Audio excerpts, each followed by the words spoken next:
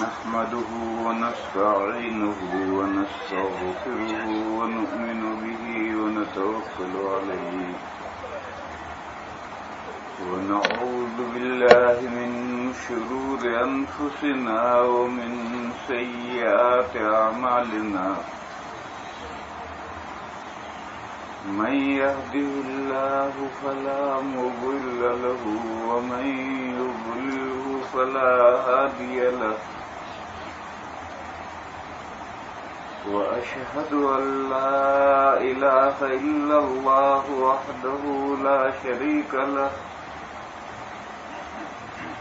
وأشهد أن سيدنا ومولانا وحبيبنا وشفيعنا محمدا عبده ورسوله أرسله إلى الناس كافة بشيرا ونذيرا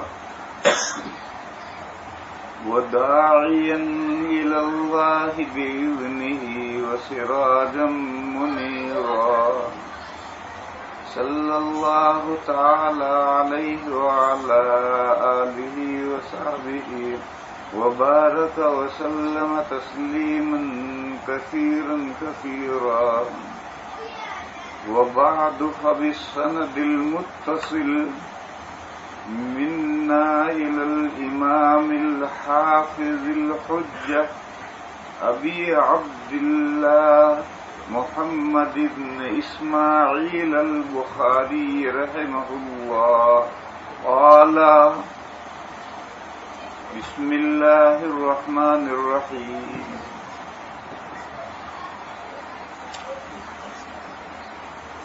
میں جو پڑھا ہوں وہ پڑھو بسم اللہ الرحمن الرحیم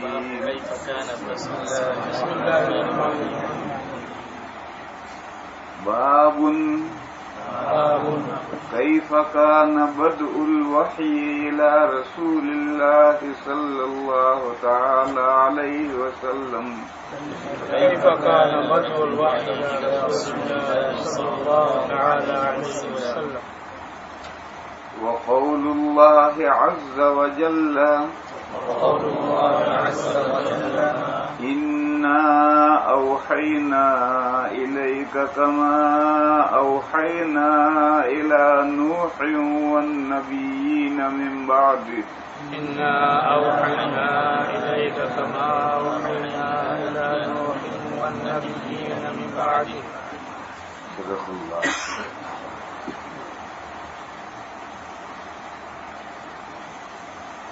بزرگوں اور بھائیوں اور بیٹیوں،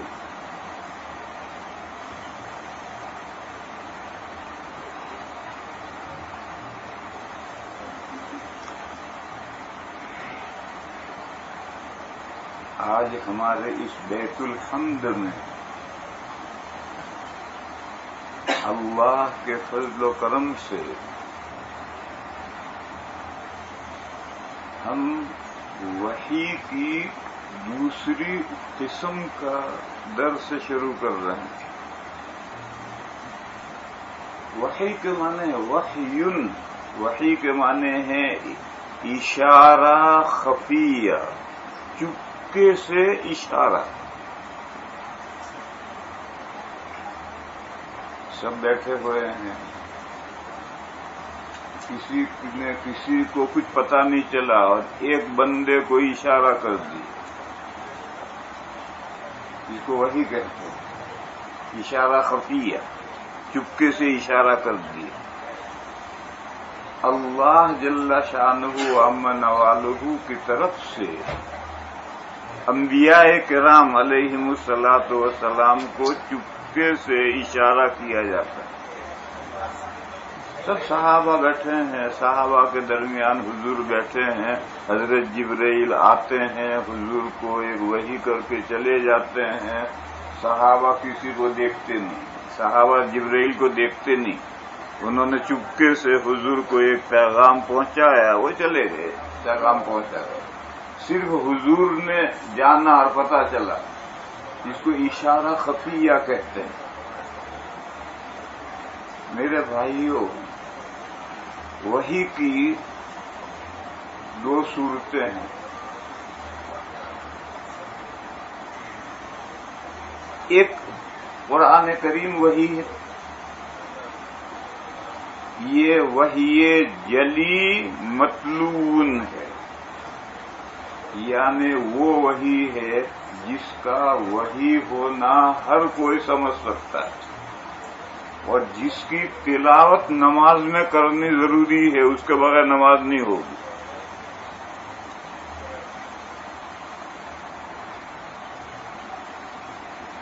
نماز میں 5-6 ارکان ہیں. نماز کی تمام حقیقت قراءت قرآن ہے، اور باقی دست بستہ کھڑے ہیں، جھک رہے ہیں، زمین پر سر رکھ رہے ہیں، تکبیر تحریمہ کہہ رہے ہیں، قاعدے میں بیٹھے ہیں. یہ سب حضوری دربار خداوندی کے آداب ہیں.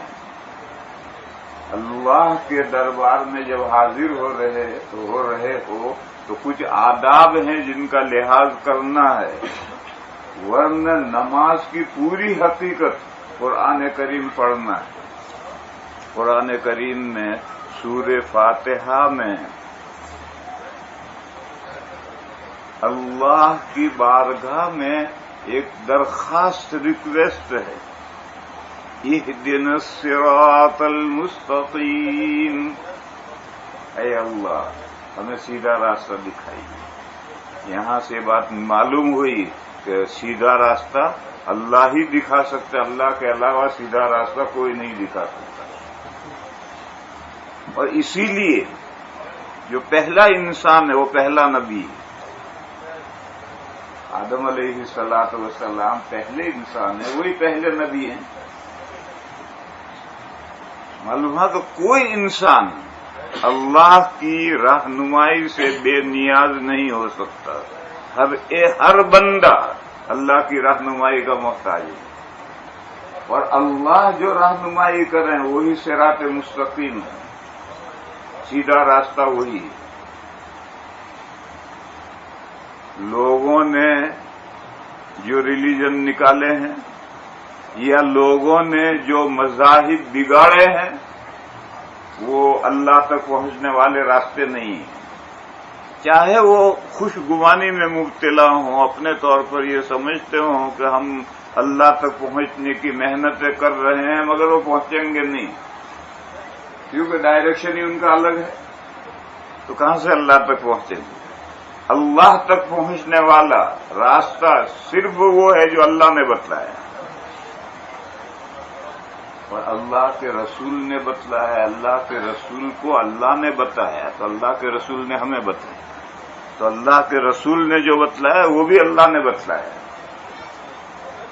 وَمَن يُطِعِ الرَّسُولَ فَقَدْ أَطَاعَ اللَّهَ، جو رسول کا فالو کرتا ہے وہ اللہ کا فالو کرتا ہے.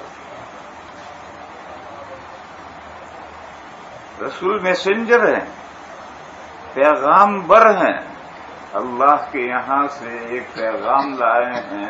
بس جو رسول کا فالو کرتا ہے وہ اللہ کا فالو کرتا ہے، اللہ کے احکام پر چلتا ہے.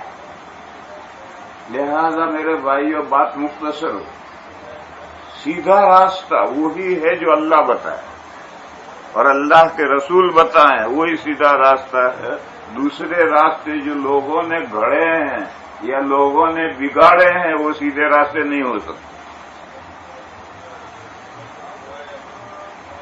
پھر یہ جو وحی آتی ہے اللہ تعالیٰ کی طرف سے، اس وحی کی ایک نوعیت زمانے ماضی میں رہی ہے اور ایک نوعیت خاتم النبیین صلی اللہ علیہ وسلم کے ساتھ ممتاز امتیازی حیثیت وحی کی ہے.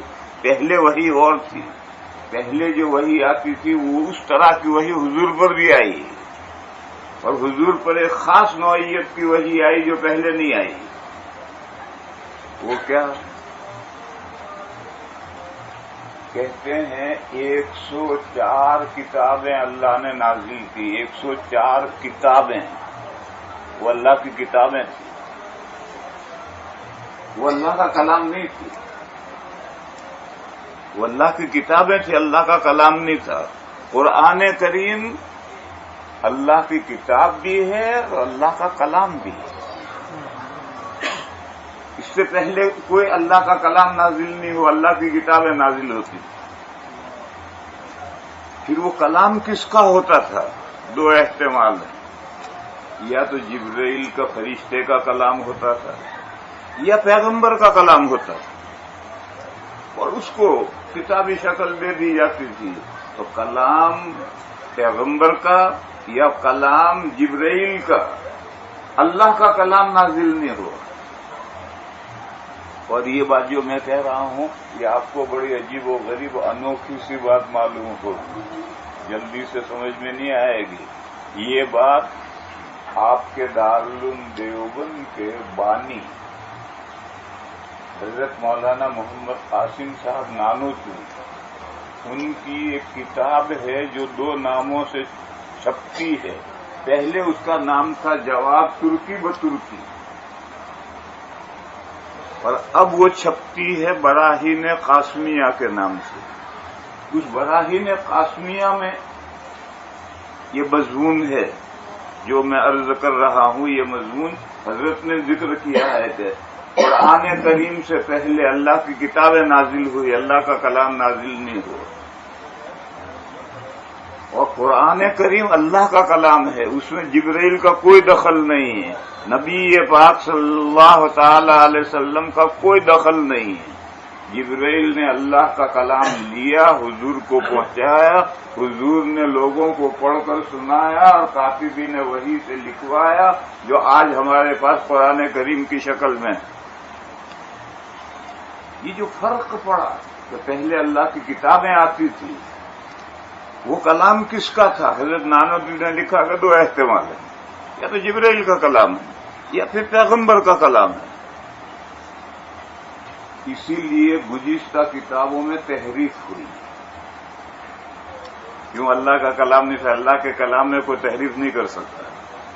اور قرآن کریم میں تحریف کیوں نہیں ہوئی؟ اللہ کا کلام ہے، لا تبدیل لکلمات اللہ، اللہ کی کلام کو کوئی بدل نہیں سکتا ہے۔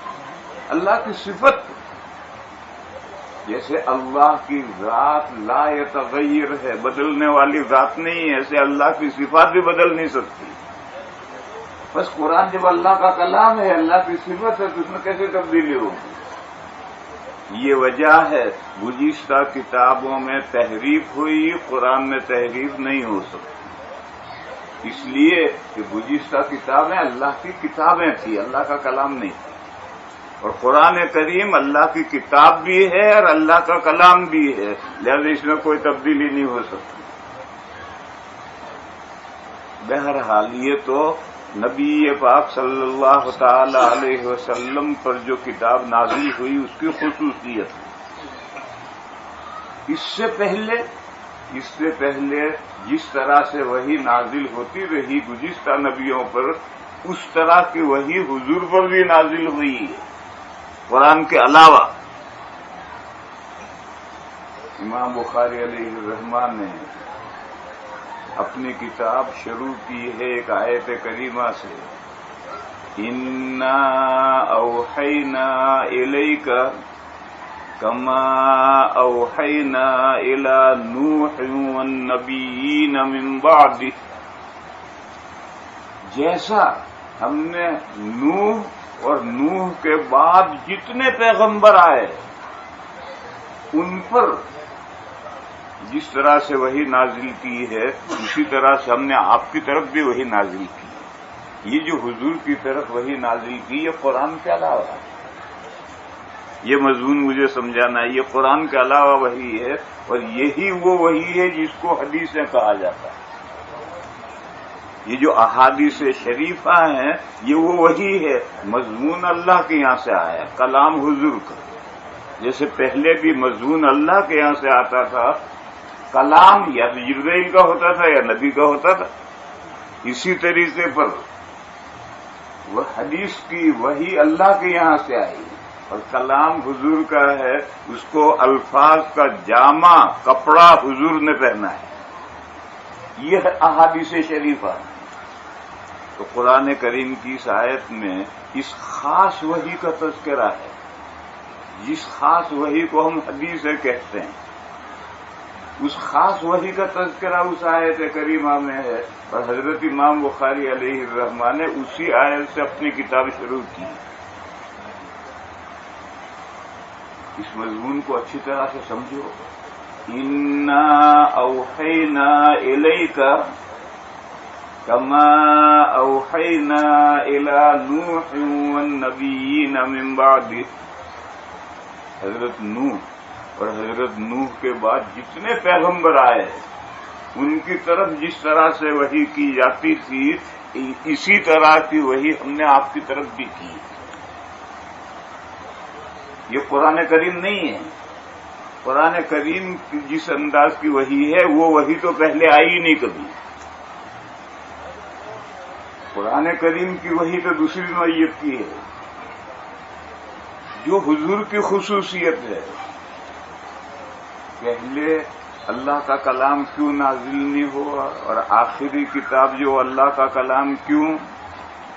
پہلے جو کتابیں تھیں مسلسل نبی آ رہے تھے، تو اگر اللہ کی کتابوں میں تحریف ہوگی تو اگلا نبی نئی کتاب لائے گا. اور قرآن آخری کتاب ہے. جیسے حضور آخری نبی، قرآن آخری کتاب ہے اور قیامت تک اسے رہنا ہے. کیونکہ اللہ کی کتاب نہ رہے تو ہدایت کی روشنی ختم. قیامت تک ہدایت کی روشنی رہنی ہے اور ہدایت کی یہ روشنی ڈیپینڈ ہے اللہ کی کتاب کے باقی رہنے پر. اور اللہ کی کتاب اگر کلام ہوتا نبی کا یا جبرائیل کا تو وہ باقی نہیں رہ سکتا ہے. وہ اللہ کی صفت نہیں، اس میں تبدیلی ہو جائے گی جیسے ماضی میں ہوئی. اس لیے اللہ نے سب سے آخر میں اپنا کلام نازل کیا، وہ جو اللہ کی کتاب بنی. اب اس میں کوئی تبدیلی نہیں ہو سکتی قیامت. بس جب کوئی تبدیلی نہیں ہو سکتی تو قیامت تک روشنی باقی رہے. یہاں رک کر میرے بھائیوں قادیانیوں کا ایک مغالطہ سمجھ لو. قادیانی یہ کہ جاہل مسلمان سے، بے پڑھے لکھے مسلمان سے ایک سوال کریں، نبوت رحمت ہے یا زحمت ہے؟ کون مسلمان ہے جو یہ کہے گا کہ نبوت زحمت ہے، لعنت ہے؟ ہر آدمی کہے گا نبوت رحمت ہے، اور نہیں کہے گا تو فوراً آیت پڑھے گا وَمَا أَرْسَلْنَاكَ إِلَّا رَحْمَةً لِّلْعَالَمِينَ. تو نبوت کو رحمت ماننا ہے. جب مان لیا کہ نبوت رحمت ہے تو اب وہ پوچھے گا کہ اللہ کی رحمت پر پابندی بین لگنا چاہیے یا جاری رہنی چاہیے رحمت؟ تو پھنس گیا. کون یہ کہے گا کہ اللہ کی رحمت کو بند ہو جانا چاہیے؟ اللہ کی رحمت کو جاری رہنا چاہیے. اب جاہل مسلمان بیچارہ پھنس گئے. وہ کہے گا ہاں اللہ کی رحمت کو جاری رہنا چاہیے. تو پھر وہ کہے گا کہ ہمارا مرزا یہ امتی نبی، امتی نبی، مستقل تشریعی نبی نہیں، امتی نبی ہے. یوں پھنسا دے گا. اس کا جواب یہ ہے کہ بارش رحمت ہے یا زحمت ہے؟ رحمت ہے. ہوا رحمت ہے یا زحمت ہے؟ رحمت ہے. مگر میرے بھائیوں بارش رحمت کب ہے؟ جب بوقت ضرورت ہو اور بقدر ضرورت ہو تو رحمت.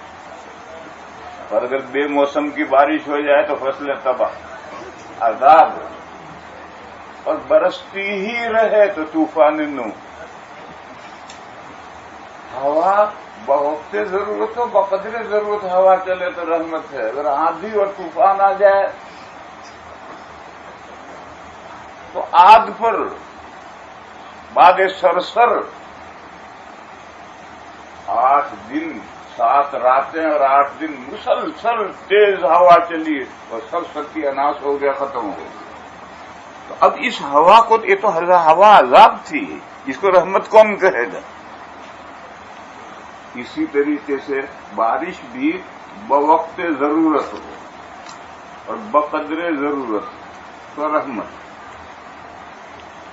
بس اب سوچو میرے بھائی، نبی پاک صلی اللہ تعالی علیہ وسلم کے ذریعے اللہ نے 2 وحیاں نازل کی، ایک قرآن کریم اور ایک حدیث ہے۔ قرآن کریم تو امتیازی شان کی بات ہے، اس قرآن کریم جیسی وحی پہلے آئی نہیں، اور حدیثیں اس طرح کی وحی ہیں جیسا نوح علیہ السلام سے لے کر آئے حضور تک وحی آتی رہی، ایسا حضور پر بھی وحی آئی۔ یہ دونوں وحیاں لفظ بلفظ زبر زیر کے فرق کے بغیر آج بھی موجود ہے۔ پر جب کھیتی کو بارش کی ضرورت نہیں ہے تو اب بارش برسے گی تو رحمت ہوگی یا عذاب ہوگا؟ 1400 سال سے جو قرآن و جو حدیثیں آئی تھی لفظ بلفظ موجود ہیں اور قیامت تک موجود رہیں گے۔ بس نئی نبوت کی کیا ضرورت؟ اب نئی نبوت آ کر کیا کرے گی؟ صاف ستھری دیوار پر گارا ڈالے گی تو دیوار بدنما ہو جائے گی۔ بہترین دیوار ہے، بلا کر گارا ڈالا، نئی نبوت نے گارا ڈالا تو ساری دیوار بدنما ہوگی، کیونکہ دیوار تو پہلے سے جو تیار تھے تو صاف ستھری دیوار آج بھی موجود ہے۔ اس لیے یہ چکما ہے، دھوکہ ہے۔ 1300 سال تک نئی نبوت کی ضرورت نہیں تھی تو مرزا کے زمانے میں نئی نبوت کی ضرورت کیا پیش آئی؟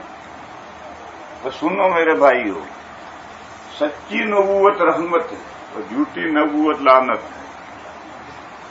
اور یہ جھوٹی نبوتیں حضور کے بعد ہی نہیں، حضور سے پہلے بھی نبوت کے جھوٹے دعوے کرنے والے ہمیشہ کرتے رہے ہیں۔ لہذا سچی نبوت تو اللہ کی رحمت ہے اور جھوٹی نبوت اللہ کی لعنت ہے۔ بس یہ جس کے بارے میں کہتے ہیں کہ یہ ہمارا مرزا نبی ہے، وہ جھوٹا نبی ہے، متنبی ہے، اور جھوٹی نبوت اللہ کی لعنت ہے۔ بہرحال بات دوسری تو چلی گئی، میں اصل جو سمجھا رہا تھا مضمون اسے سمجھو۔ قرآن کریم جس طرح کی وحی ہے ایسی وحی پہلے نہیں آئی۔ پہلے اللہ کی کتابیں آتی تھی، اللہ کا کلام نہیں آتا، اور اللہ کی کتابیں تھی تو ان میں تحریف ہو جاتی تھی۔ وہ کلام یا تو جبرائیل کا ہوتا تھا یا پیغمبر کا کلام ہوتا تھا، اس میں تبدیلی ہو سکتی، اور تبدیلی ہو جاتی تھی تو پھر نیا نبی آتا تھا۔ سب سے آخر میں اللہ نے اپنا کلام اتارا، اور کلام اللہ کی صفت ہے، اور اللہ کی صفت میں تبدیلی نہیں آ سکتی، اس میں کوئی فرق نہیں پڑ سکتا۔ اس لیے اللہ کا کلام قیامت تک قرآن اسی حال میں رہے گا، زبر زیر کے فرق کے بغیر۔ اور پہلے نبیوں پر جس طرح سے وحی آتی تھی اس طرح کی وحی حضور پر بھی آئی، قرآن کے علاوہ۔ قرآن تو ہے ہی، اس کے علاوہ گزشتہ نبیوں پر جیسے وحی آتی تھی ایسی وحی حضور پر بھی آئی، اور ایسی وحی جو حضور پر آئی اس کا نام حدیث ہے۔ امام بخاری علیہ الرحمہ نے اسی آیت سے اپنی کتاب شروع کی ہے، اِنَّا أَوْحَيْنَا إِلَيْكَ كَمَا أَوْحَيْنَا إِلَى نُوحٍ وَالنَّبِيِّينَ مِن بَعْدِهِ۔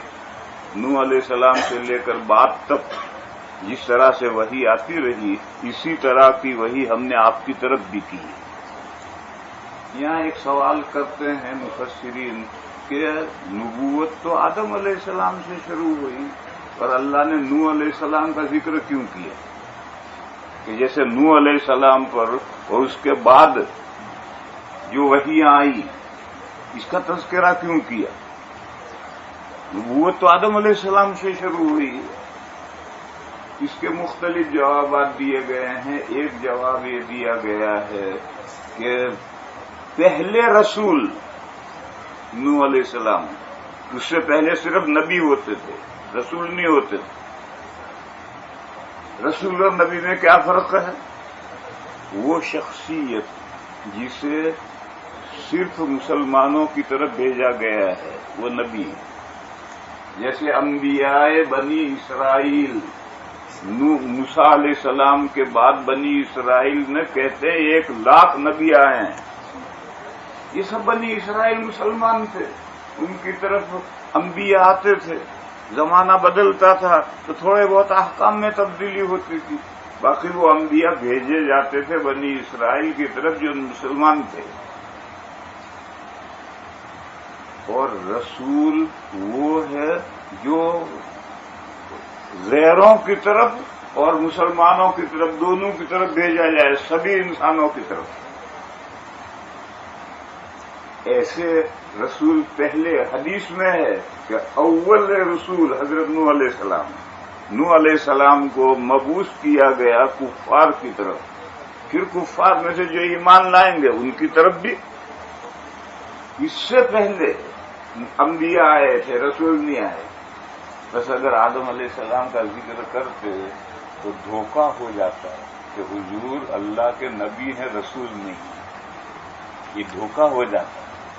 اس لیے نوح علیہ السلام کا تذکرہ کیا کہ نوح علیہ السلام پر اور اس کے بعد والے انبیاء اور رسول پر جس طرح سے وحی پہلے کرتے رہے، ہم بھیجتے رہے، ایسی وحی آپ کی طرف بھی بھیجی گئی۔ میں نے کہا وہ وحی حدیث ہے، اس کو تھوڑا سا کھول کر میں سمجھاؤں۔ دین نام عقائد و اعمال کا، عقیدے اور اعمال۔ عقیدوں کی مثال ہے درخت کا تنا، اور اعمال کی مثال ہے چھوٹی بڑی شاخیں، اور مل کر کے درخت بنے گے۔ اگر صرف تنا کھڑا ہے اوپر شاخیں ہیں ہی نہیں تو کیسا درخت؟ بھونڈا درخت ہے، اور تنے کے بغیر تو شاخیں ہو ہی نہیں سکتی۔ اسی لیے قرآن کریم میں جہاں اعمال ہے وَهُوَ مُؤْمِنٌ کی قید ہے کہ نیک کام کرو درحالے کے مومن ہو، کیونکہ نیک اعمال یہ تو درخت کی چھوٹی بڑی شاخیں ہیں، اور شاخیں تنے کے بغیر نہیں ہو سکتی، ایمان کے بغیر اعمال معتبر نہیں۔ ہاں ایسا ہو سکتا ہے کہ تنا کھڑا ہو اور چھوٹی بڑی شاخیں کاٹ دی ہوں، ایسا ہو سکتا ہے، لیکن اگر ایسا ہونے کی صورت میں گارنٹی نہیں ہے کہ تنا تر و تازہ رہے۔ جب چھوٹی بڑی شاخیں کاٹ دی ہیں تو یہ تنا سوکھ سکتا ہے۔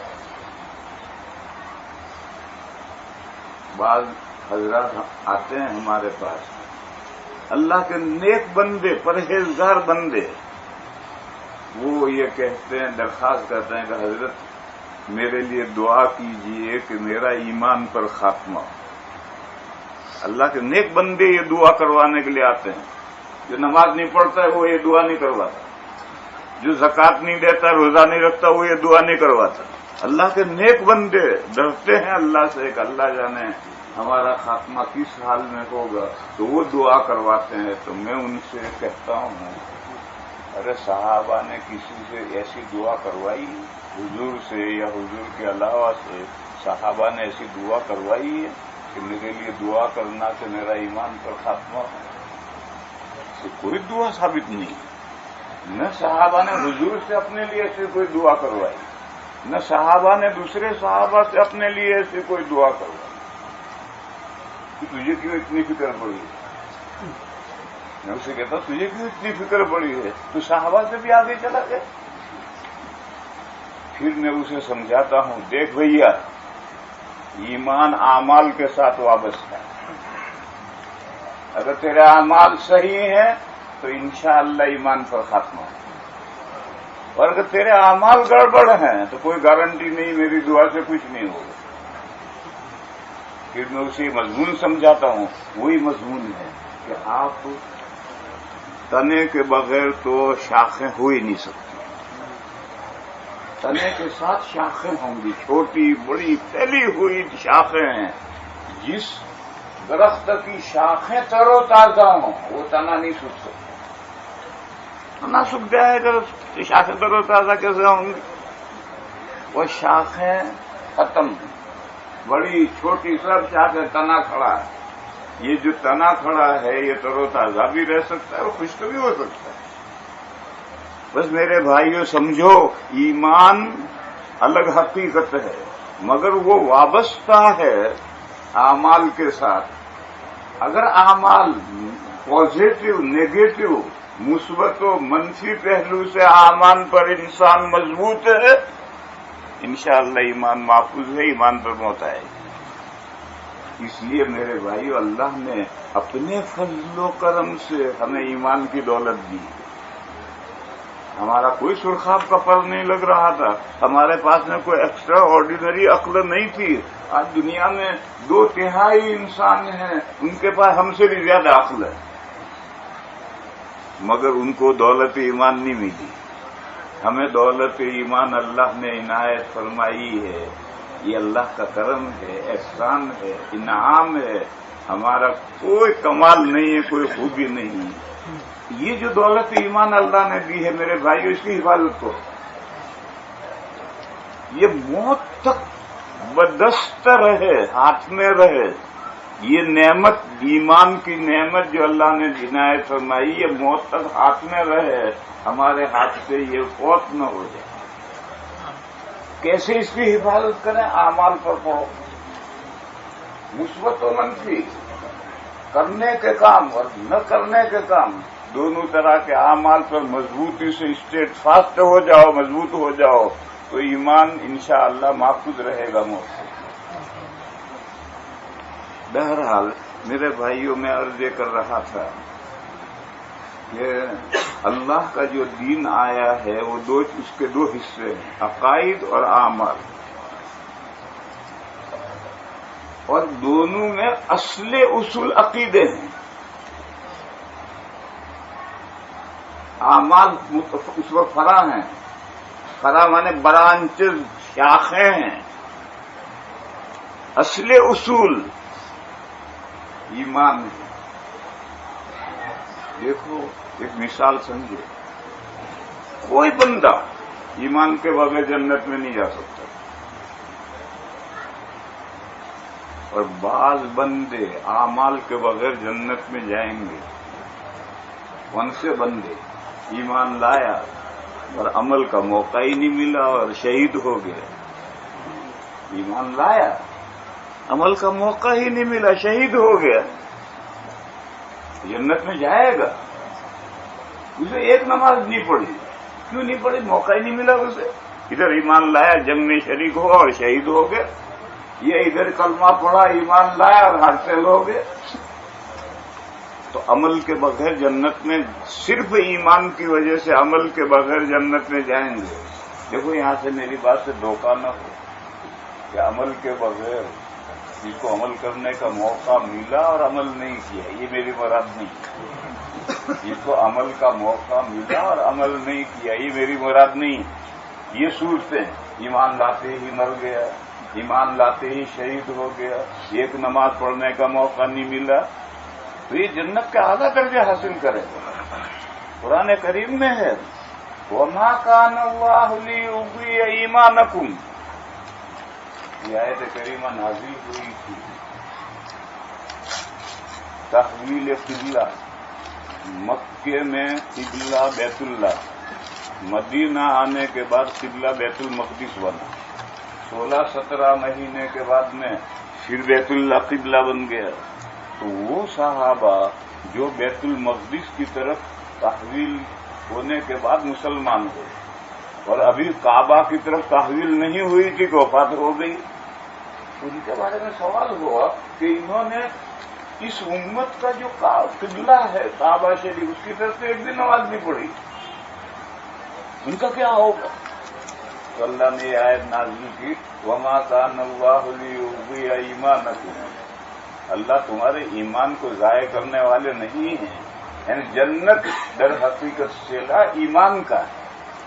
اور وہ ایمان تو تھا، نماز ادھر پڑھی تو اعمال ہیں، اصل تو ایمان ہے، اللہ تمہارا ایمان ضائع کرنے والے نہیں ہیں۔ اس آیت سے معلوم ہوا کہ اعمال کے بغیر جنت میں جا سکتے، اور ایمان کے بغیر کوئی جنت میں نہیں جا سکتا۔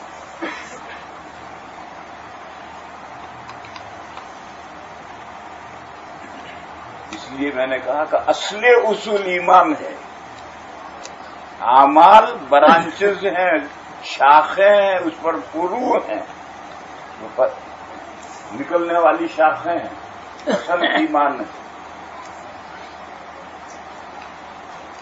حضرت امام بخاری علیہ الرحمہ نے اپنی کتاب الایمان سے شروع کی اور آخر میں کتاب التوحید لائے ہیں، وہ بھی کتاب الایمان ہے، لفظ بدلا، اس کو تفنن کہتے ہیں۔ ایمان سے کتاب شروع کی، ایمان پر ختم کی، بتلایا کہ یہ کنٹینیوس حقیقت ہے، جب سے مسلمان ہوا وہاں سے آخری سانس تک ایمان باقی رہنا چاہیے، اور بقیہ تمام اعمال ان دو ایمانوں کے بیچ میں لائے۔ کیوں؟ اعمال کے لیے ایمان کا اقتران شرط ہے، کے ساتھ ملے ہوئے ہوں ایمان کے ساتھ، تو ادھر بھی کتاب الایمان، ادھر بھی کتاب الایمان، اور بیچ میں اعمال۔ مگر ایمان کا بیان شروع کرنے سے پہلے وحی کا بیان لائے۔ کیوں لائے وحی کا بیان؟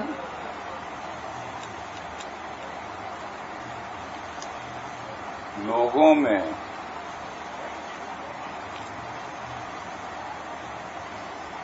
ایک فرقہ ہے، اہل قرآن کہتا ہے اپنے آپ کو،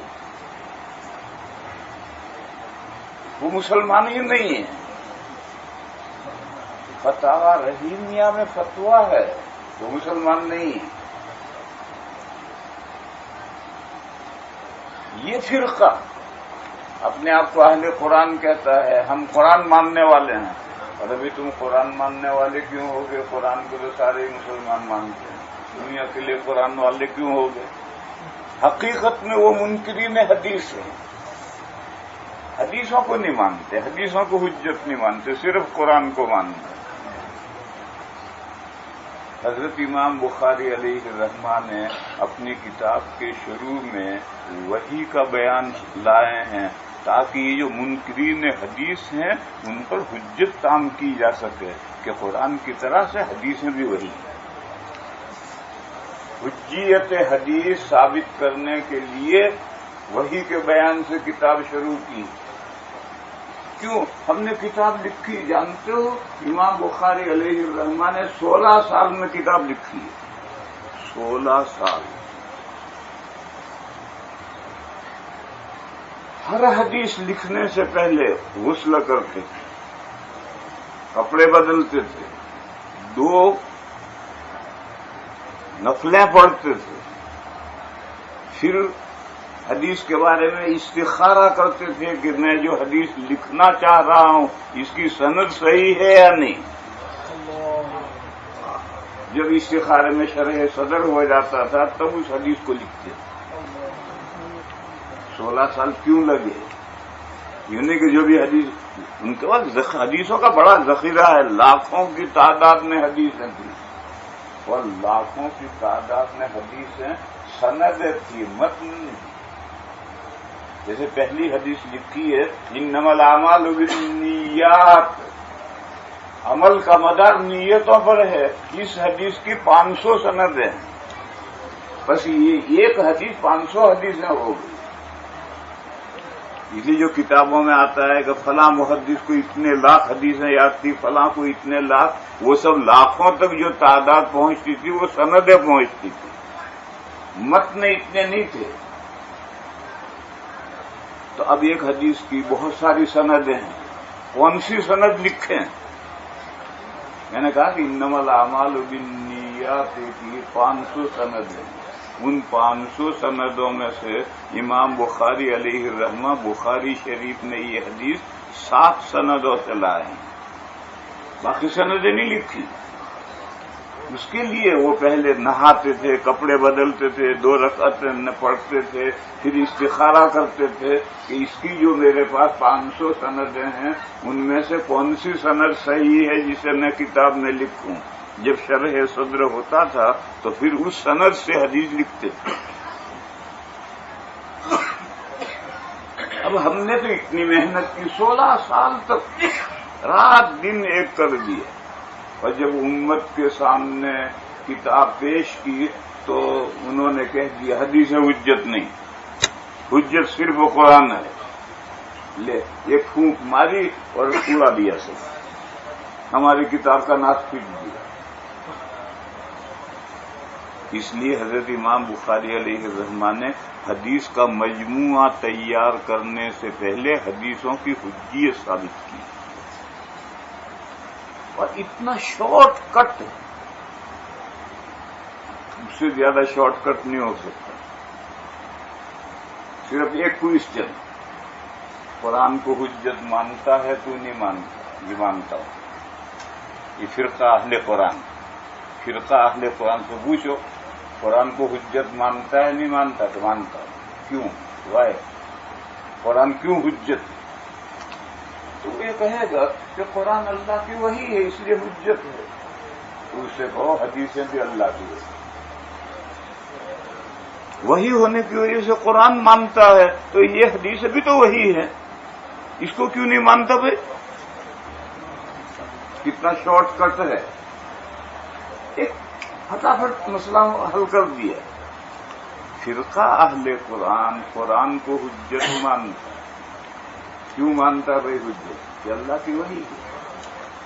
تو حضرت اس کتاب کے شروع میں ثابت کریں گے کہ حدیثیں بھی وحی ہے۔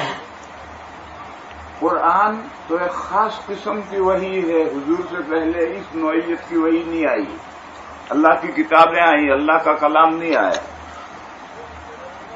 نوح علیہ السلام سے لے کر بعد تک وحی کس طرح سے آئی؟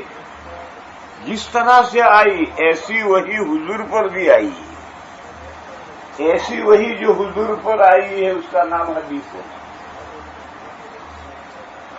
میرے بھائیو، اس کی تھوڑی تفصیل یہ ہے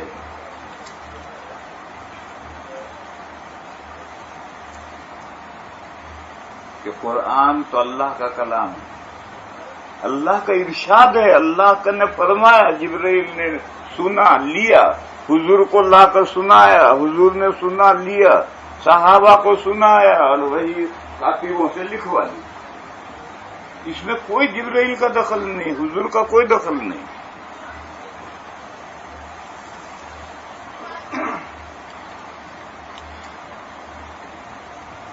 مگر اسی قرآن کریم میں ایک نہیں 10 آیتیں ہیں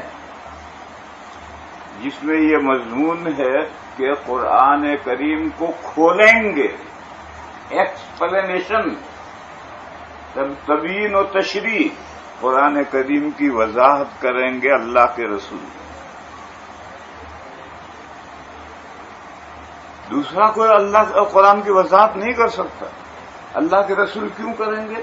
وہ وضاحت بھی اللہ نازل کریں گے حضور پر، یہ اللہ کا کلام۔ اور دوسری جو وضاحت آئے گی اس کو مضمون آئے گا، اس کو الفاظ کا جامع حضور پہنا کر بیان کریں گے، تو قرآن کی وضاحت ہوئی۔ میں ایک مثال دوں تو بات سمجھ میں آئے گی۔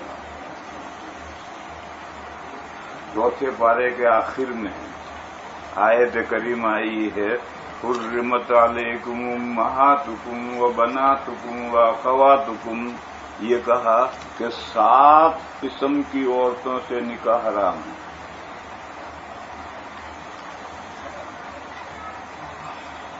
پھر کہا دودھ پینے کی وجہ سے 2 رشتے حرام ہیں۔ تمہاری رضائی مائیں جنہوں نے تمہیں دودھ پلایا، اس رضائی ماں سے نکاح نہیں ہو سکتا۔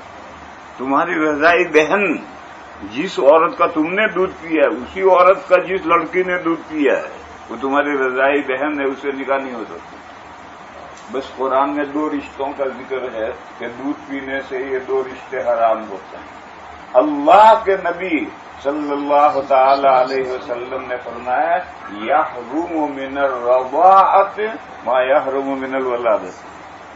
وہ 7 رشتے جو جننے کی وجہ سے حرام ہوتے ہیں، اس کا پہلے 7 رشتوں کا ذکر آیا ہے کہ یہ 7 رشتے جننے کی وجہ سے حرام ہوتے ہیں، وہ 7 رشتے دودھ پینے سے بھی حرام ہوتے ہیں. اب یہ بات کون بتا سکتا ہے؟ قرآن میں تو 2 رشتوں کا ذکر ہے، رضائی ماں اور رضائی بہن، اور حضور فرما رہے ہیں وہ 7 رشتے جو دودھ جننے سے حرام ہوتے ہیں دودھ پینے سے بھی حرام ہوتے ہیں. اور قرآن کریم میں جو 2 کا ذکر ہے وہ فار ایگزامپل ہے، حصر نہیں، 2 ہی نہیں، 2 کا فار ایگزامپل ذکر کیا. اور اللہ کے نبی نے بتایا یہ ایسی تبیین و تشریح ہے کہ پوری امت کے مجتہدین اکٹھے ہو کر بھی نہیں کر سکتے.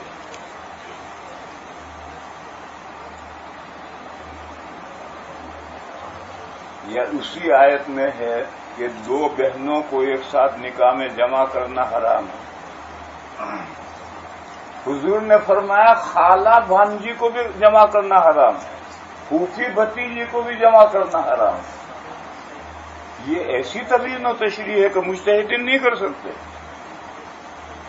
ایسی بہت مثالیں ہیں اور مثال لو. دیکھو ہم نماز پڑھتے ہیں، نماز کا ذکر قرآن نے کہا، نماز کا تو ذکر ہے، لیکن جس طرح سے ہم نماز پڑھتے ہیں اس طرح سے نماز کا تذکرہ قرآن میں کہیں نہیں ہے. ایک جگہ پر تکبیر تحریمہ کا ذکر ہے، وذکر اسم ربہ فصلی. ایک جگہ پر قیام کا ذکر ہے، کھڑے ہو قوموا للہ قانتین. ایک جگہ پر قرات کا ذکر ہے، فقرؤوا ما تیسر من القرآن. ایک جگہ رکوع کا ذکر ہے، ایک جگہ سجدے کا ذکر ہے، الگ الگ جگہوں میں. اب ان سارے ارکان کو جوڑ کر جو آج ہم نماز پڑھتے ہیں اس کی ہیئت قضائی حضور نے بنائی، اور منبر پر کھڑے ہو کر نماز پڑھ کر دکھائی، اور یہ کہا صلو کما رأیتمونی اصلی، جس طرح سے مجھے تم نے نماز پڑھتے دیکھا اس طرح پڑھو. اب یہ کام کون کر سکتا ہے اللہ کے نبی کے علاوہ؟ اور اللہ کا نبی بھی کیسے کرے گا؟ اللہ کے یہاں سے ہدایت آئے گی، قرآن کے علاوہ ہدایت. ایک تو قرآن کی وحی، اس کے علاوہ دوسری وحی آئے گی. اس وحی کے ذریعے سے نبی قرآن احکام کی تبیین و تشریح کرے. یہ جو قرآن کے علاوہ وحی آتی ہے اس کی 2 صورتیں ہوتی ہیں. ایک ڈیٹیل کے ساتھ مضمون آتا ہے، نبی اس کو اپنے الفاظ کا جامہ پہناتا ہے، مضمون میں اس کا کوئی دخل نہیں. جیسے میری ایک کتاب ہے اردو میں، اس کو انگریزی کرنا ہے، میں نے وہ کتاب اردو والی ایک انگریزی کے ماہر کو دی کہ بھیا اس کا ٹرانسلیشن کر دے. تو وہ جو ٹرانسلیٹ کرے گا تو مضمون میں کوئی دخل نہیں دے گا، زبان بدلے گا، اتنا ہی اس کا ہوگا، اس سے آگے نہیں کرے گا. اس سے آگے اگر وہ گڑبڑ کرنے لگے تو پھر وہ قصہ ہو جائے گا. پرانے زمانے میں کتابیں چھپتی تو تھی نہیں، ہاتھ سے لکھتے، اور یہ جو کاتب ہوتے ہیں یہ کچھ نہ کچھ گڑبڑ ضرور کرتے. یہ کاتب گڑبڑ کرنے میں بڑا مشہور تھا. تو ایک آدمی اس کے پاس قرآن شریف لے کر گیا کہ بھئی اس کا نسخہ تیار کر کے مجھے دے، مگر دیکھ یہ قرآن شریف ہے، گڑبڑ نہ کرنا. اس نے کہا توبہ توبہ توبہ، قرآن میں کون گڑبڑ کر سکتا؟ خیر دے دیا. ہفتے کے بعد وعدہ ہوا کہ ہفتے کے بعد لے جائیے. گیا، قرآن تیار. اس نے پوچھا بھائی کوئی گڑبڑ تو نہیں کی؟ کہنے لگے کچھ نہیں، ایک ذرا سا کام کیا. میں لکھ رہا تھا تو کہیں شیطان کا نام آیا، کہیں قارون کا نام آیا، کہیں فرعون کا نام آیا. تو میں نے کہا ان خبیثوں کا قرآن میں کیا ذکر ہے؟ تو میں نے تیرا، تیرے ابا کا، تیرے دادا کا نام لکھا ہے.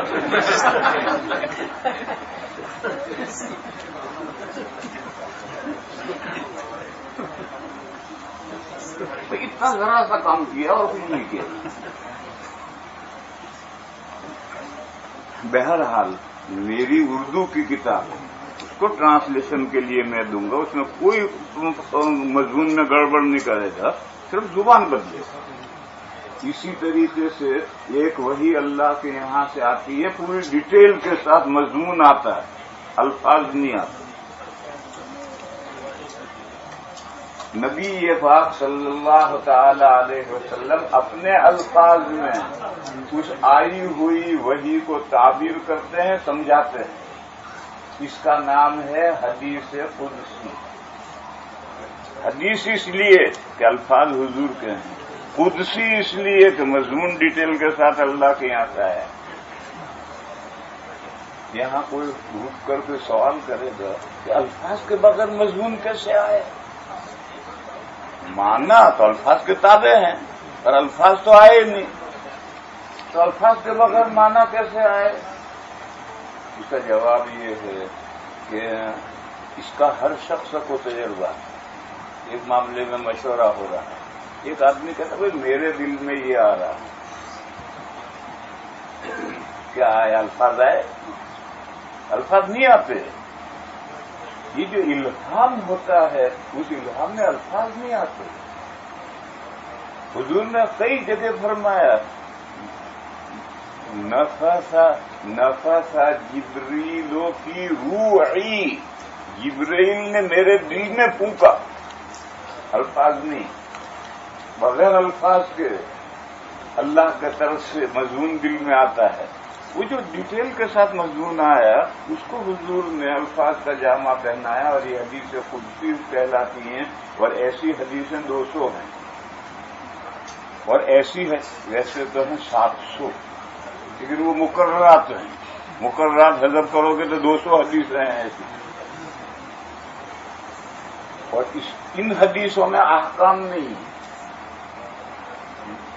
پند و مواعظ، نصیحتیں، تذکیر، اس طرح کے مضامین، احکام نہیں اس میں. دوسری صورت یہ ہوتی ہے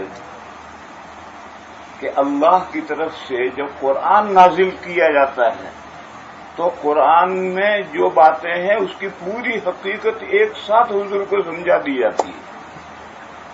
اب وہ جو حضور کو ایک حقیقت سمجھا دی گئی اس کو پھیلاتے بھی حضور ہیں اور الفاظ کا جامع بھی حضور رہنا. یہ حدیث نبوی کہلاتی ہے. حدیث اس لیے کہ الفاظ حضور کے، اور نبوی اس لیے کہ پھیلایا اس کو حضور نے. ذخیرہ حدیث ساری حدیثیں 200 حدیثوں کو چھوڑ کر باقی ساری حدیثیں اسی نوعیت کی.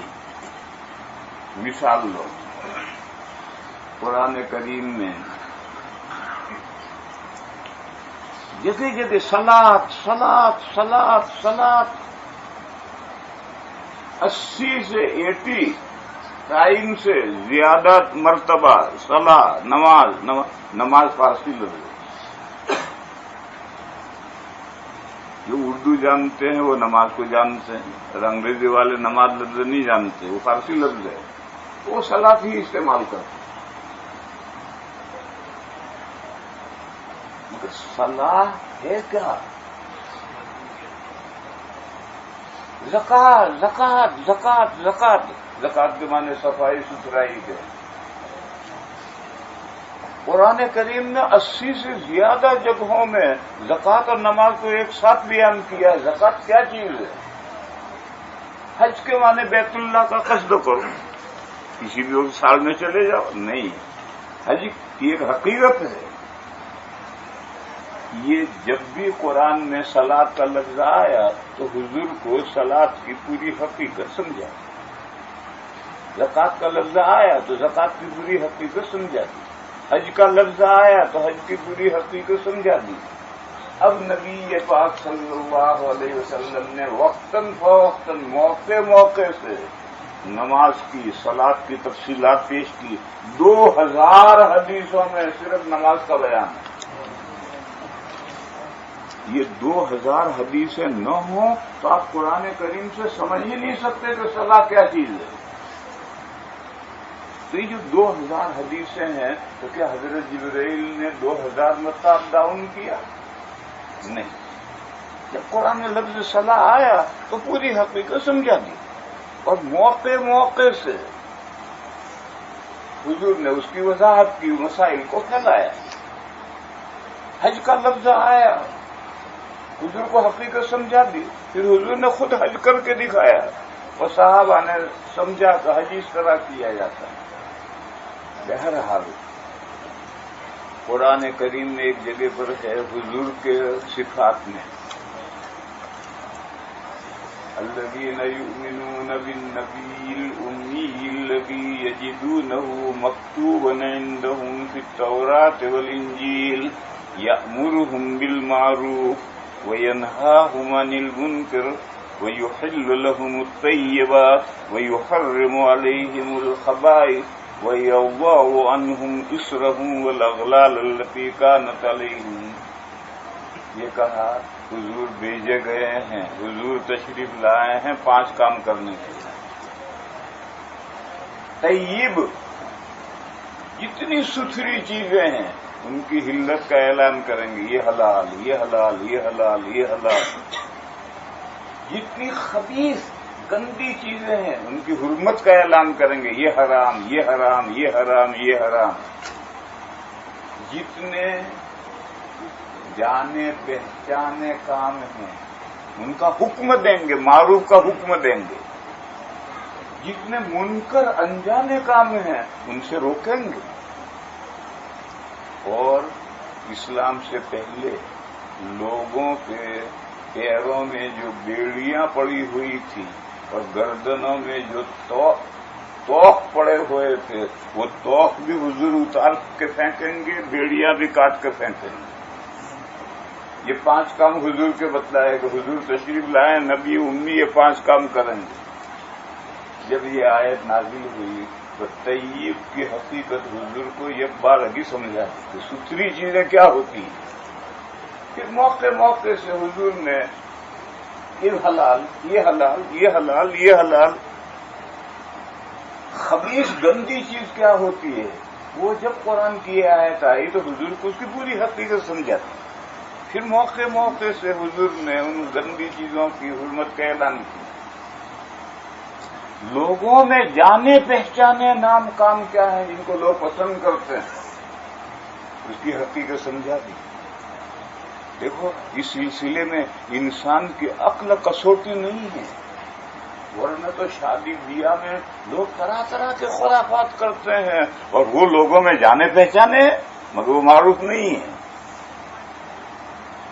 شادی بیاہ میں پتہ نہیں کیا کیا خرافات ہوتی ہے، وہ خرافات ہوتی ہیں، وہ رسم و رواج ہیں لیکن نہیں وہ معروف نہیں ہے. تو معروف کی حقیقت حضور کو سمجھا دی کہ جانے پہچانے کام یہ ہیں اور حضور نے وقتاً فوقتاً حکم دیا یہ کام کرو، یہ کام کرو، یہ کام کرو.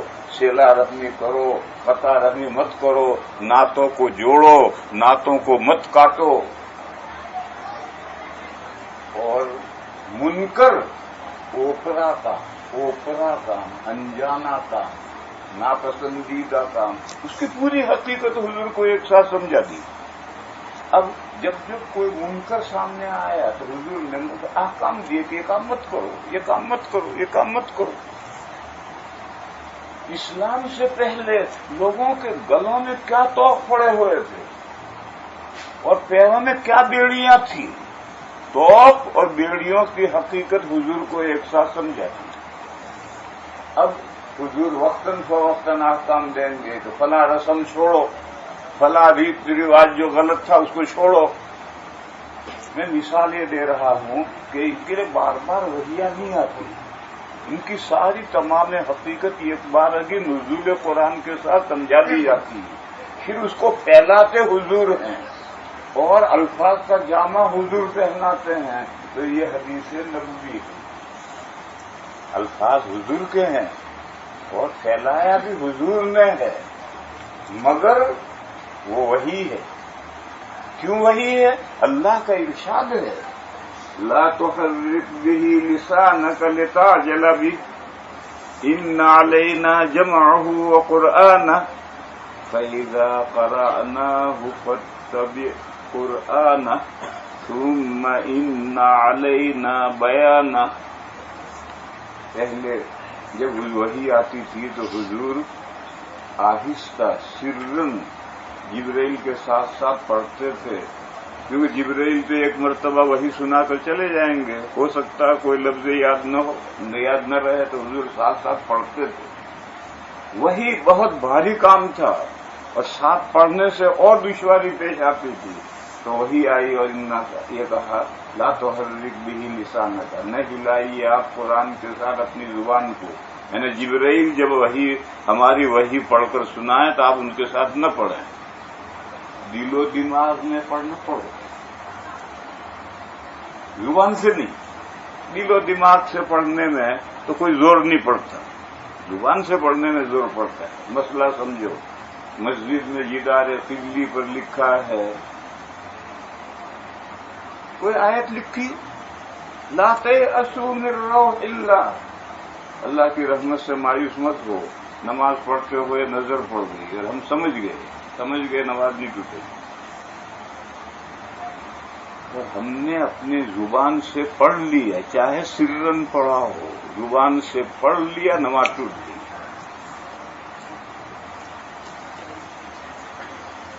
آگے صف میں کھڑا تھا، پیچھے اس کے بنیان پر لکھا تھا آئی ایم منکی یا ڈنکی. پیچھے والے کی نظر پڑے گا تو سمجھ جائے گا. یہ سمجھ جانے سے نماز نہیں ٹوٹتی. لیکن اگر وہ اسے پڑھ لے، چاہے جہرن پڑھے چاہے سرن پڑھے، سرن کا ادنا درجہ ہے تصحیح حروف، زبان اٹھے، مخارج پر لگے اور حروف ادا ہوں. یہ سر کا کم سے کم درجہ ہے، ایسا پڑھ لے نماز باطل. تو فرمایا کہ آپ زبان نہ ہلائیں، لا تحرک بہ لسانک، تاکہ آپ قرآن کو جلدی لے لیں، یعنی آپ کو یاد ہو جائے. اس مقصد سے آپ جبرائیل کے ساتھ نہ پڑھیں. ان علینا جمعہ وقرآنہ، فرمایا ہمارے ذمہ، اللہ فرما رہے ہیں ہمارے ذمہ اس قرآن کو آپ کے دل و دماغ میں اکٹھا کرنا ہے، یاد کرا دینا ہے. جبرائیل ایک مرتبہ پڑھ کر سنا کر چلے جائیں گے، حضور کو پورا یاد ہو جائے گا. اللہ فرماتے ہمارے ذمہ ہے آپ کے دل و دماغ میں اس قرآن کو جمع کرنا. پھر جبرائیل چلے گئے، اب وہ قرآن لوگوں کے سامنے پڑھ کر سنانا. اللہ فرماتے یہ بھی ہمارے ذمہ ہے. دیکھو قرآن سنانے کے 4 درجے ہیں. اپنے آپ کو سناؤ، مغرب کے بعد بچہ پڑھتا ہے، یاد ہو جاتا ہے، منہ اٹھا کر پورا پڑھ لیا، اپنے آپ کو سنا دیا، پھر سو جاتا ہے، صبح اٹھ کر پھر اس کو یاد کرنا پڑتا ہے، کیوں اب استاد کو سنانا. تو اپنے آپ کو سنانے کے لیے تو کم یاد ہے، اور استاد کے سنانے کے لیے اور رٹنا پڑے. پھر اگر اللہ پاک کو سنانا ہو تو اور رٹنا پڑے گا. یعنی نفلوں میں، فرضوں میں قرآن پڑھنا ہو تو یہ نفلوں میں، فرضوں میں قرآن پڑھنا ہی اللہ پاک کو سنانا. تنہا فرضوں میں، نفلوں میں قرآن پڑھ رہا ہے تو اللہ کو سنا رہا ہے، وہ اور زیادہ مضبوط یاد ہو تو نماز میں پڑھ سکے گا، ورنہ غلطی ہوگی. وہ 4تھا درجہ ہے لوگوں کو سنانا. تراویح میں حافظ کے پیر لرزتے ہیں، وہ جب رکوع سجدہ کرتا ہے تو اگلی رکعت کا قرآن دل و دماغ میں پڑھتا ہے. کیوں؟ لوگوں کو سنانا ہے. یہ لوگوں کو سنانا سب سے زیادہ بھاری ہے. تو اپنے آپ کو سناؤ، کچا پکا چلے گا، استاد کیا نہیں چلے گا، ورنہ ڈنڈا بجے گا اور یاد کرنا پڑے گا. اللہ پاک میں نفلوں میں پڑھنا تو اور مضبوط کرنا پڑے گا، اور لوگوں کو نماز میں سنانا ہو تو اور پکا کرنا پڑے گا. تو اللہ فرماتے ہیں لوگوں کے سامنے پڑھوانا یہ ہماری ذمہ داری ہے. آپ جبرائیل کے ساتھ نہ پڑھیں. ثم لا تحرک به لسانک لتعجل به ان علینا جمعه وقرآنه. فَإِذَا قَرَأْنَاهُ فَاتَّبِعْ قُرْآنَهُ، جب ہم اسے پڑھیں، یہ اللہ نے جبرائیل کے فعل کو اپنی طرف منسوب کیا ہے، کیونکہ جبرائیل جو پڑھ رہے ہیں وہ اللہ کی طرف سے پڑھ رہے ہیں، اس لیے اللہ نے فرمایا جب ہم اسے پڑھیں، یعنی ہمارا فرشتہ پڑھے تو آپ اس کے پڑھنے کا فالو کریں، فَاتَّبِعْ قُرْآنَهُ، اس کے پڑھنے کا فالو کریں، ذہن متوجہ کر کے پورے غور سے سن لیں، بس فَاتَّبِعْ قُرْآنَهُ ثُمَّ إِنَّ عَلَيْنَا بَيَانَهُ، پھر جب جبرائیل نے پڑھ کر سنا دیا تو جبرائیل سے اس کی تفسیر نہیں پوچھنی کہ اس آیت کا کیا مطلب ہے، اس آیت کا کیا مطلب، اس سے نہیں پوچھنا، اس کو جو قرآن ہم نے وحی کیا ہے اس کو کھولنا ہمارے ذمہ ہے۔ اللہ فرماتے ہیں ثم ان علینا بیانہ، یہ جو اللہ تعالی نازل کیے ہوئے قرآن کو کھولتے ہیں اور پھر اس کھولے ہوئے کو حضور اپنے الفاظ میں سمجھاتے ہیں، وہ یہ سب حدیث ہے۔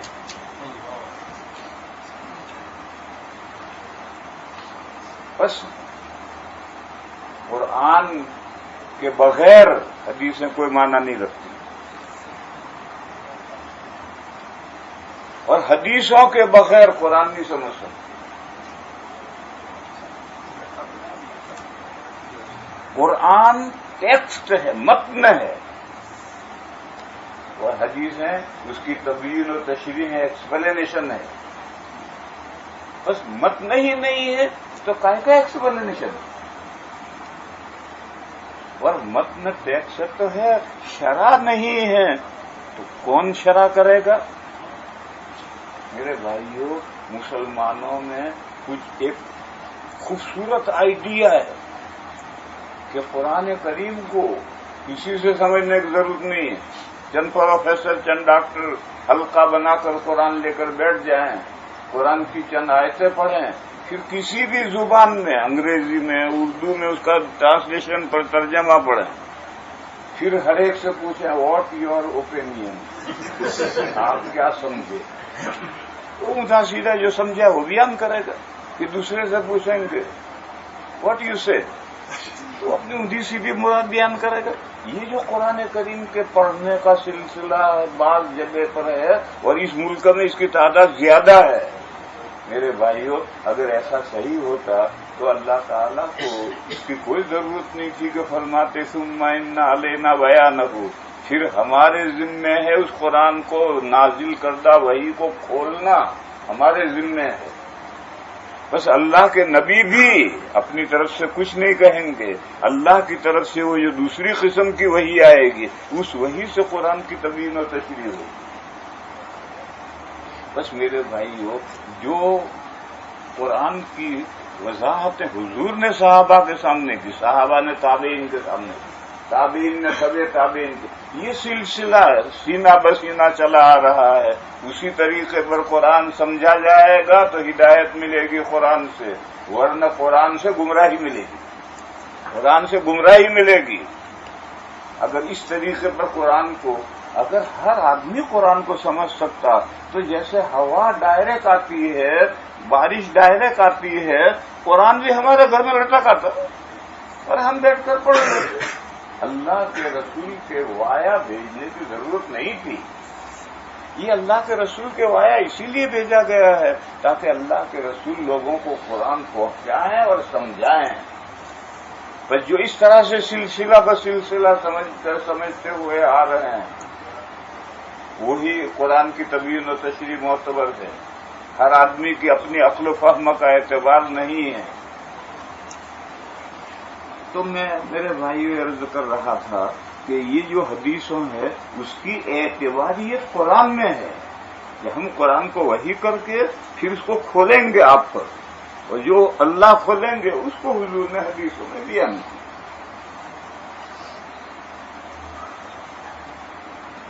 میں اصل سمجھا یہ رہا ہوں، آپ پتہ نہیں ذہن پہنچا نہیں پہنچا۔ حدیث کی کتاب ایمان کے بیان سے شروع ہونی چاہیے، اور امام بخاری نے وحی کے بیان سے کیوں شروع کی؟ اس کے وہ جواب بتا رہا ہے امام بخاری علیہ الرحمہ نے اپنی کتاب ایمان کے بیان سے شروع کی اور ایمان پر ختم کی ہے. کتاب التوحید بھی ایمان ہے، اور اشارہ کیا کہ کنٹینیو چلنے والی حقیقت ہے. ایمان موت کے آخری سانس تک ایمان رہنا چاہیے تو نجات ہے. اور اعمال درمیان میں لا کر اشارہ کیا کہ اعمال کی اعتباریت کے لیے ایمان کے ساتھ اقتران جوائنٹ ہونا ضروری ہے، ورنہ عمل بیکار ہے. وہ عمل گری بغیر کی مونگ پھلی اس میں گری ہے ہی نہیں. تو ایمان کے بغیر عمل، گری بغیر کی مونگ پھلی. تو اصل تو کتاب کا موضوع یہ ہے. لیکن مسلمانوں میں جو سب سے پہلے گمراہ فرقہ نکلا ہے وہ منکرین حدیث کا نکلا ہے، جو حدیث کو حجت نہیں مانتے. حضرت عرباض بن ساریہ رضی اللہ تعالی عنہ کی حدیث ہے، یوشک، وہ وقت قریب ہے، ایک آدمی چھپر کھٹ پر مسحری پر گاؤ تکیہ لگائے دراز پڑا ہے، اسے ان میرے دیے ہوئے احکام میں سے کوئی حکم پہنچا ہے. میں نے کہا یہ کام کرو، یہ کام مت کرو، ایسے حکم اس کو پہنچا ہے، یعنی حدیث پہنچی. تو وہ کہتا ہے رہنے دو، ہمارے لیے قرآن کافی ہے. یعنی وہ میری حدیث قبول نہیں کرتا، وہ کہتا رہنے دو، حدیث میں ہمارے لیے قرآن کافی ہے. حضور نے فرمایا قریب ایسا زمانہ آئے اور ایسا بندہ مجھے نہ ملنا چاہیے، ایسے بندے کا وجود نہیں ہونا چاہیے.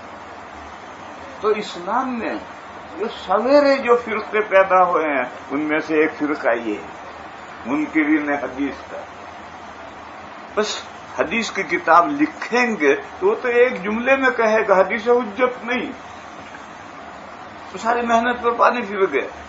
اس لیے حضرت نے وحی کے بیان سے شروع کیا اور ان کو قائل کیا کہ حدیث میں بھی قرآن کی طرح حجت ہیں، کیونکہ قرآن حجت بھائی اس وجہ سے ہے تو وہی ہے، تو حدیث بھی حجت اس وجہ سے کہ یہ بھی وہی ہے. رہا یہ کہ قرآن اللہ کا کلام ہے اور یہ حضور کا کلام ہے، تو فرمایا کہ یہ تو پہلے بھی ہوتا رہا ہے. اللہ کا کلام تو اب قرآن کی شکل میں نازل ہوا ہے. قرآن سے پہلے اللہ کا کلام کہاں نازل ہوا تھا؟ قرآن سے پہلے تو اللہ کی کتابیں نازل ہوتی تھی. تو جیسے کتابیں نازل ہوتی تھی نوح علیہ السلام سے لے کر بعد تک آپ پر بھی اس دوسری نوعیت کی وحی ہم نے اتاری ہے، اور وہ وحی حدیث ہے. بس یہ وحی اگر حجت رہتی ہے وحی بھی حجت. اس کے بعد میرے بھائیو سنو، بات کا خلاصہ یہ ہے کہ حدیثوں کے بغیر قرآن نہیں سمجھ سکتے. حدیثوں کے بغیر قرآن نہیں سمجھ سکتے. اگر قرآن سمجھ سکتے تو ہر انسان کے پاس گھر میں قرآن لٹک آتا ہے. وہ آیا رسول اللہ بھیجنے کی کوئی ضرورت نہیں تھی. سورہ نحل میں ہے کہ ہم نے آپ کے وایا قرآن اس لیے اتارا ہے تاکہ آپ لوگوں کو کھول کر سمجھائیں. وہ قرآن جو لوگوں کی طرف اتارا گیا ہے وہ کھول کر سمجھائیں. اِنَّا أَوْحَيْنَا إِلَيْكَ كَمَا إِنَّا أَنزَلْنَا إِلَيْكَ الذِّكْرَ لِتُبَيِّنَ لِلنَّاسِ مَا نُزِّلَ إِلَيْهِمْ. یہ قرآن ہم نے آپ کے وایا اس لیے اتارا ہے کہ جو قرآن لوگوں کی طرف اتارا گیا ہے یہ قرآن آپ لوگوں کو پہنچائیں اور انہیں کھول کر سمجھائیں. پر جب قرآن کریم کی تفہیم و تشریح کے لیے حدیثیں ضروری ہیں تو جتنا قرآن کو پڑھنا ضروری ہے قرآن پڑھے بغیر کوئی ہدایت کی روشنی سے کامیاب نہیں ہو سکتا. بس اسی طرح سے کیا ہوا قریب نہیں پہنچ گیا آسانی رہے قریب ایسے یہ تھوڑا سا آسانی ہو قریب. اچھا پھر آواز ٹھیک دی جا رہی ہے. اسی طرح سے احادیث شریفہ کی تعلیم اتنی ہی امپورٹنٹ ہے جتنی قرآن کی تعلیم. قرآن کے بغیر نور ہدایت نہیں مل سکتا تو حدیثوں کے بغیر بھی نور ہدایت تام نہیں ہو سکتا.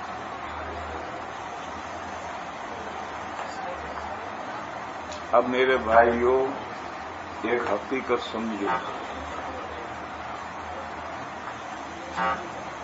ایک بڑا شاندار چمن باغ، بڑے شاندار آم لگ رہے ہیں، چیکو لگ رہے ہیں، اب مالی دروازے پر بیٹھ گئے، باغ میں نہیں گھسنے دیں گے، کیا کرو گے؟ اپنے گھر کے آنگن میں باغ لگاؤ۔ جب وہ باغ میں نہیں گھسنے دے رہا، آم وہاں سے کھانے کو نہیں مل رہے، تو کیا ہم آم سے محروم رہیں گے؟ نہیں، اپنے گھر کے آنگن میں آم کا باغ لگاؤ، وہاں پھل پیدا ہو وہ کھاؤ۔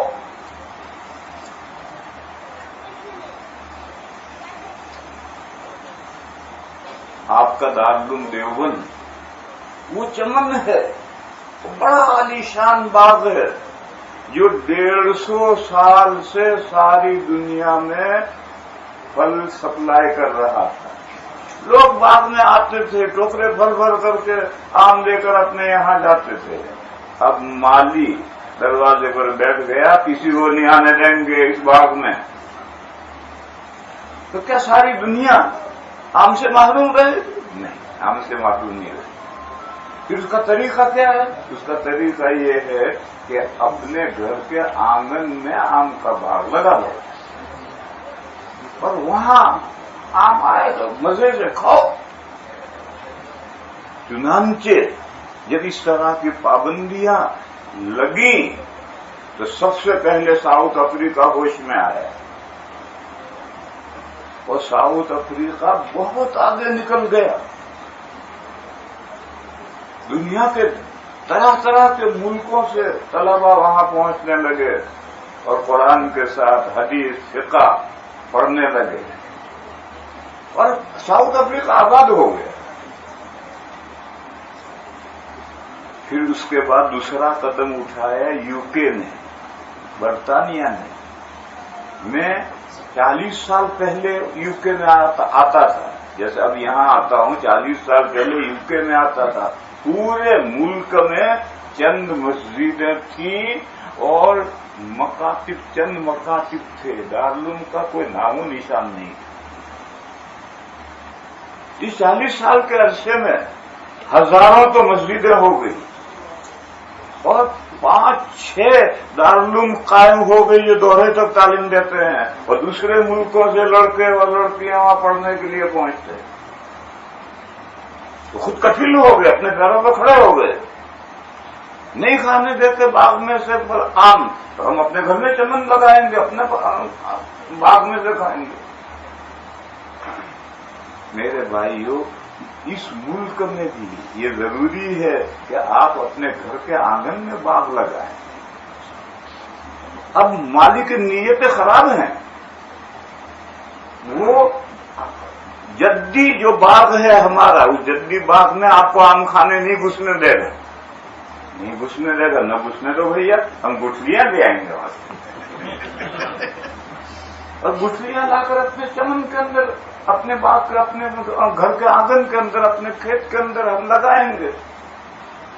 لیکن میرے بھائیوں، کوئی درخت 1-2 سال میں تناور نہیں بنتا ہے، پھل نہیں دیتا ہے، اس کے لیے بڑی کوششیں کرنی پڑتی ہیں، ایک وقت لگتا ہے۔ لیکن بچہ چلنے کی کوشش شروع کرے تو چلتا ہے، اور اگر وہ چلنے کی کوشش ہی نہ کرے تو اپاہج ہو کر رہ جائے، آم سے محروم رہے گا۔ اس لیے میرے بھائیوں، اس ملک میں نہیں، دنیا کے ہر ملک میں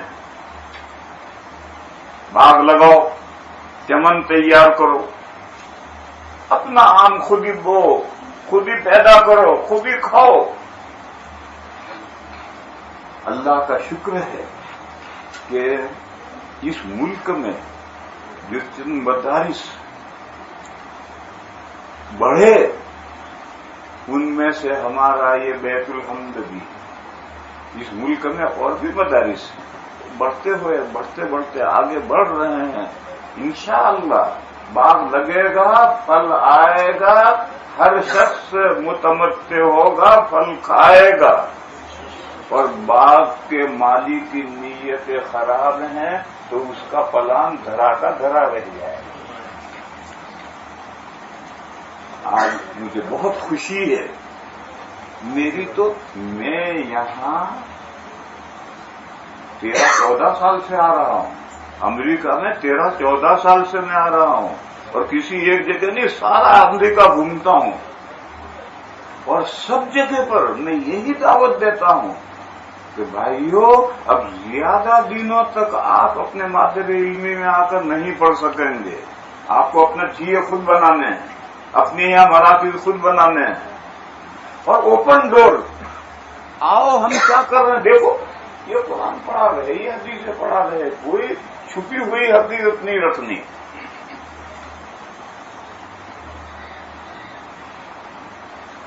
10-15 سال میں الحمدللہ لوگ چلے، بڑھے، اور بڑھتے بڑھتے آج ہمارا یہ ادارہ بیت الحمد آخری منازل تک، آخری مرحلے تک پہنچ گیا ہے۔ مگر اس ملک میں لڑکیاں تو پڑھنے والی ملتی ہیں، لڑکے نہیں ملتے۔ کیوں؟ اسے سمجھو۔ اس ملک میں جو مسلمان آیا ہے وہ اکانومی کی بنیاد پر آیا ہے، پیسہ کمانے کے لیے آیا ہے۔ بس ہر بات یہ سمجھتا ہے کہ جن ڈگریوں سے میں کما رہا ہوں، میرا بچہ بھی وہ ڈگریاں حاصل کرے تاکہ وہ بھی کچھ کمائے۔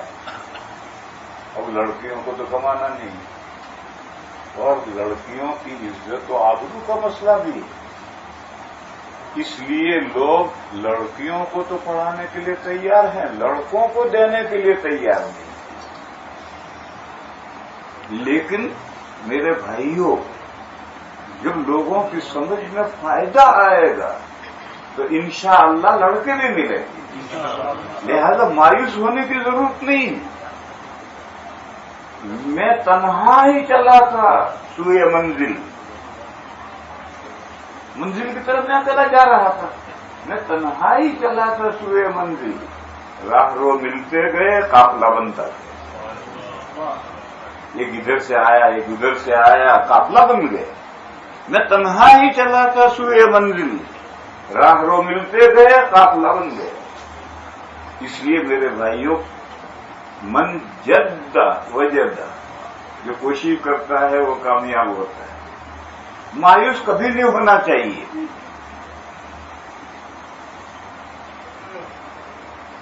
ایک قصہ پڑھا تھا میں نے ہنری چہارم کا، اس کی جنگ ہوئی اس کے دشمنوں کے ساتھ، اور اس کا سارا ملک دشمنوں نے پڑا لیا، اور وہ پہاڑوں میں غاروں میں چھپنے پر مجبور ہو گیا۔ ایک دن وہ ایک غار میں پڑا ہوا تھا، اور اس نے ایک منظر دیکھا کہ اوپر سے ایک مکڑی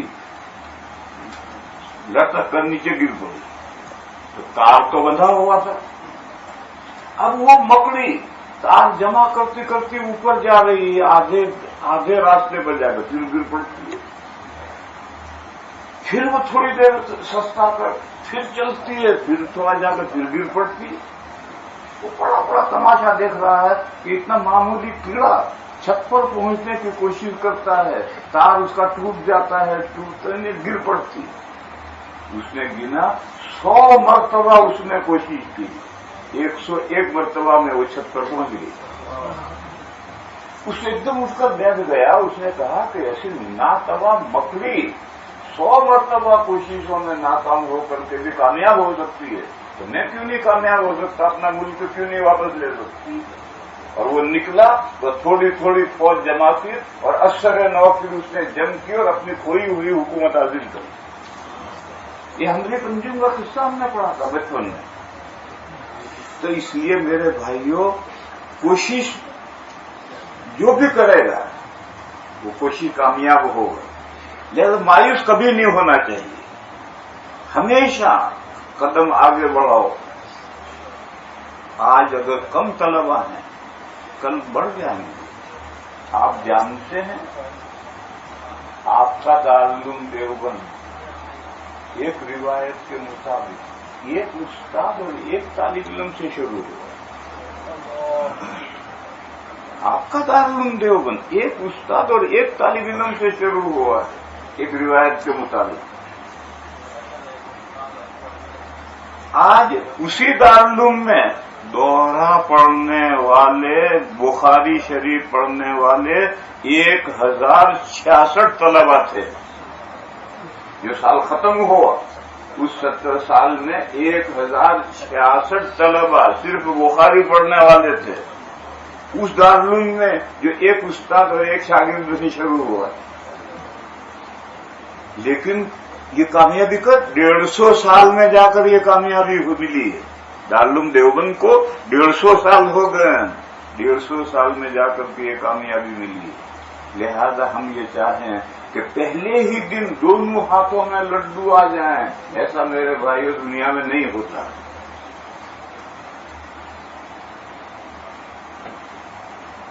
چلتے ہیں بڑھتے ہیں قطرہ قطرہ مل کر دریا بنتا ہے. کنکر کنکر مل کر پہاڑ بنتا ہے.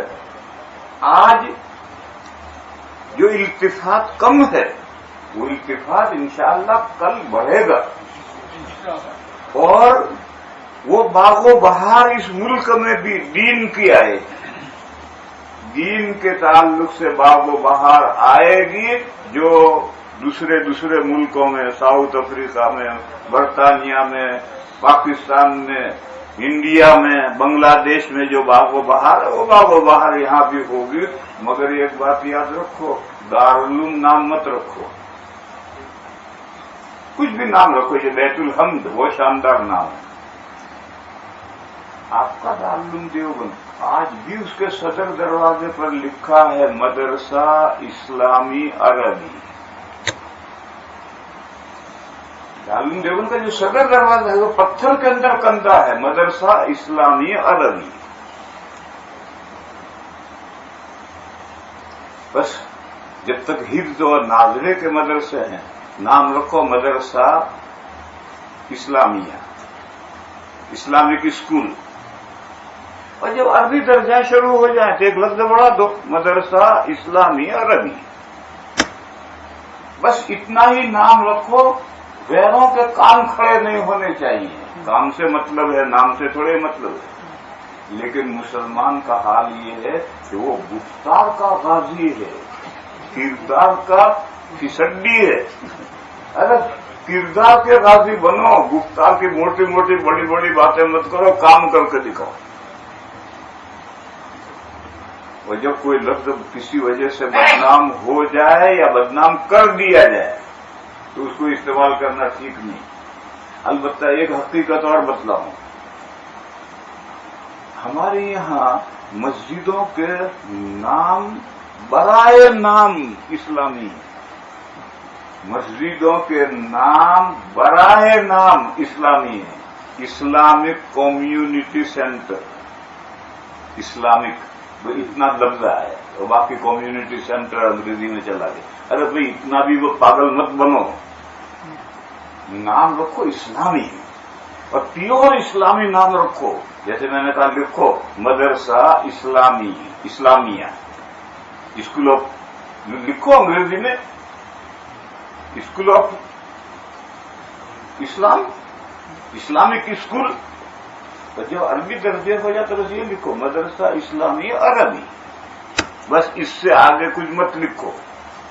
اور جو سینٹر جو مسجدیں ہیں ان کے نام بھی پیور اسلامی رکھو. بھاری بھرکم مت رکھو جس سے کسی کے کام کھڑے ہوں. ایسے نام مت رکھو لیکن رکھو اسلامی. یہ جو اس انداز ہے کمیونٹی سینٹر پبلک سینٹر یہ سینٹر وہ سینٹر اس میں اسلامیت کی بوئی نہیں آتی. اور وہ سب سینٹر دیکھتا دیکھتا پورے ملک میں دیکھتا دیکھتا آ رہا ہوں. وہاں سب جگہ من مانی چل رہی مائی اوپینین چل رہی. اسلام پیش کرو مائی اوپینین کچھ نہیں ہوتی ہے. قرآن اور حدیث پیش کرو قرآن و حدیث کو جو بزرگوں نے اسلاف نے جس طرح سے سمجھا ہے اس طرح سے قرآن و حدیث کو پیش کرو. اپنے لڑکوں کو لڑکیوں کو ضرور پڑھاؤ لیکن اپنے لڑکوں کو بھی فارغ کرو. اور یہ جو ہے کہ میں جن ڈگریوں کی بنیاد پر 4 پیسے کما رہا ہوں میرا لڑکا بھی وہ ڈگریاں حاصل کرے. میرے بھائیوں ڈگریوں والے جوتیاں چٹکاتے پھرتے ہیں, نوکری نہیں ملتی, دھیلا نہیں ملتا. یہاں کا حال تو میں نہیں جانتا لیکن ہمارے ملک میں آؤ ڈگریوں والے جوتیاں چٹکاتے پھرتے بیچاروں کو کوئی نوکری نہیں ملتی. اور دین کے خادم چاہے وہ مسجد کا مؤذن ہو, چاہے امام ہو, چاہے استاد ہو, ادبی پڑھاتا ہو, مکتب پڑھاتا ہو, دین کے خادم تمہیں کہیں بھوکے مرتے نظر نہیں آئیں گے. پوری دنیا میں جائزہ لے لو تمہیں دین کے خادم کہیں بھوکے مرتے نظر نہیں آئیں گے.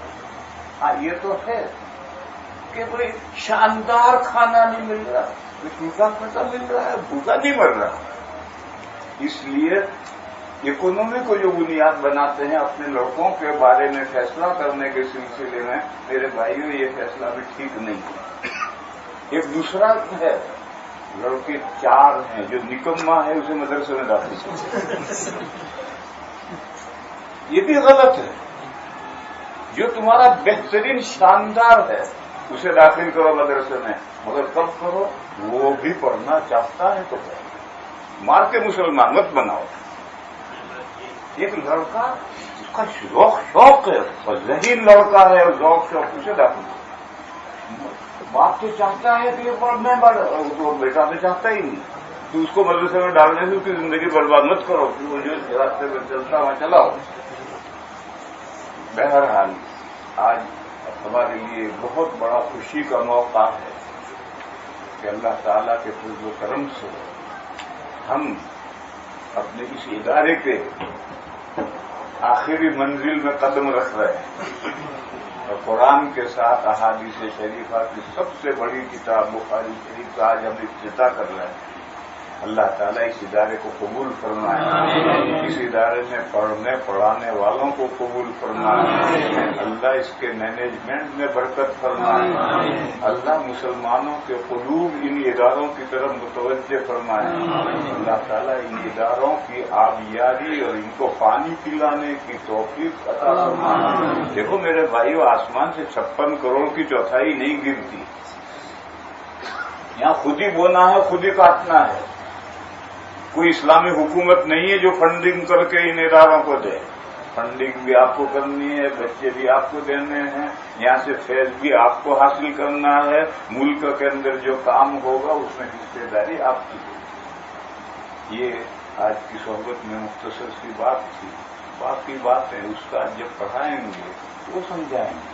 میں نے صرف ایک نقطہ سمجھایا کہ وہی سے یہ کتاب اس لیے شروع ہوئی ہے کہ منکرین حدیث سے لوہا لینا ہے.